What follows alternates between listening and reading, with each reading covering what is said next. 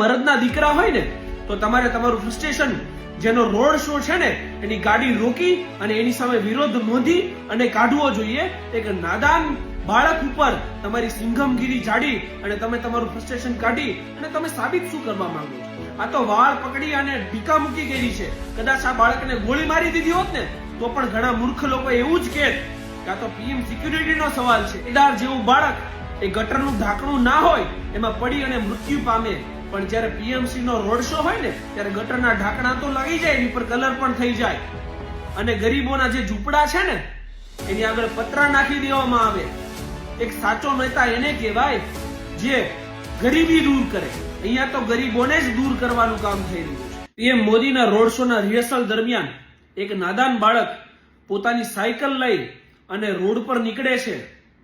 એક frustrated PSI દ્વારા એ નાદાન બાળકને સમજાવવાને બદલે એના વાળ પકડી અને એની સાથે ગાળી ગલોચ કરી અને એને મોઢા ઉપર મુક્કા મારવામાં આવે છે।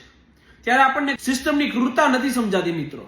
મને અહીંયા એ નથી સમજાતું કે જે વ્યક્તિ મારા વોટથી નેતા બને છે, મારા ટેક્સના પૈસામાંથી જે વ્યક્તિનો રોડ શો થાય છે, એ જ રોડ શો દરમિયાન જો મારો છોકરો એ સાયકલ લઈને નીકળે છે, એ બિચારો નાદાન છે, એને પ્રોટોકોલ નથી સમજાવવાના તો એને પ્રેમથી સમજાવવાને બદલે એની ઉપર પોતાનું ફ્રસ્ટ્રેશન કાઢવામાં આવે છે। હું અહીંયા એ વસ્તુ સ્વાભાવિકપણે સમજી શકું છું કે 7-7 દિવસથી તમે પીએમને સિક્યુરિટીને લઈને, બંદોબસ્તને લઈને કામમાં વ્યસ્ત હોય, પોલીસ સ્ટેશનનું તમને કામ હોય, એના કારણે તમને ફ્રસ્ટ્રેશન થયું હોય, પણ જો તમે મરદના દીકરા હોય ને તો તમારે તમારું ફ્રસ્ટ્રેશન જેનો રોડ શો છે ને એની ગાડી રોકી અને એની સામે વિરોધ નોંધી અને કાઢવો જોઈએ। એક નાદાન બાળક ઉપર તમારી સિંઘમગીરી જાડી અને તમે તમારું ફ્રસ્ટ્રેશન કાઢી અને તમે સાબિત શું કરવા માંગો છો?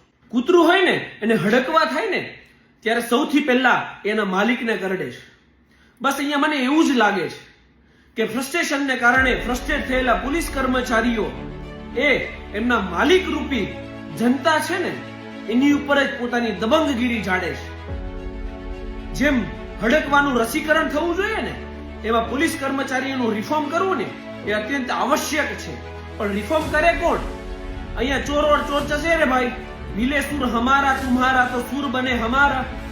અહીંયા એક જ થાળીના ચટ્ટાપટ્ટાઓ છે। સત્તામાં બેઠેલા લોકો અને અધિકારીઓ એ સાથે મળીને જ કામ કરે છે, તો એક્શન લેવા વાળો અથવા રિફોર્મ કરવા વાળો અહીંયા છે કોણ?